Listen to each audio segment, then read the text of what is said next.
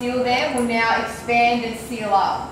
What we're actually doing is heating the water to a point where it becomes somewhat of a gas and a vapor. It's then going to move up into the top chamber and force its way up due to the pressure that is building in the bottom chamber.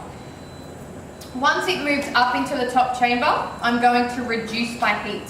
So I still need to leave enough pressure in the bottom bowl that it keeps the hot water in the top bowl, but I need the pressure to be there. So rather than take it away completely, I'm just going to reduce it to a really fine flame rather than the big one that's going at the moment, and then we'll start to brew our tea in the top chamber.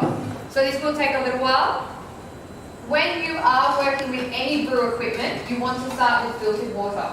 So whether it be hot or cold, you want it to be filtered. It's going to give a much cleaner flavour to your tea and your coffee, both of them.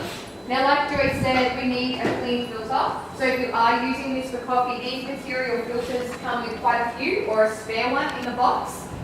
When I'm changing mine in and out back in Sydney, I tie bows in them, so I can untie them relatively easily and just put the next one on, and then you're not wasting them or throwing them out too much. But you can see our filter's wet now and it's starting to rise up. What we're going to do is use 2 grams of tea to approximately 180 mils of water. Luckily for us, our tea bags weigh 2 grams. So if you don't have loose leaf tea to measure out, you can use just your tea bags as well. So rip the tea bag open and put it in.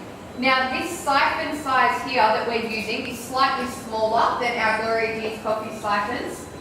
So this is a 3 cup and that one over there is a 5 cup. This smaller one here measures approximately 400 mils. Okay, so it's just above the 180 mils, so I'm just going to use 2 tea bags when I brew the siphon today. But tea is very much like coffee. So we know that if you're having a coffee and it's not quite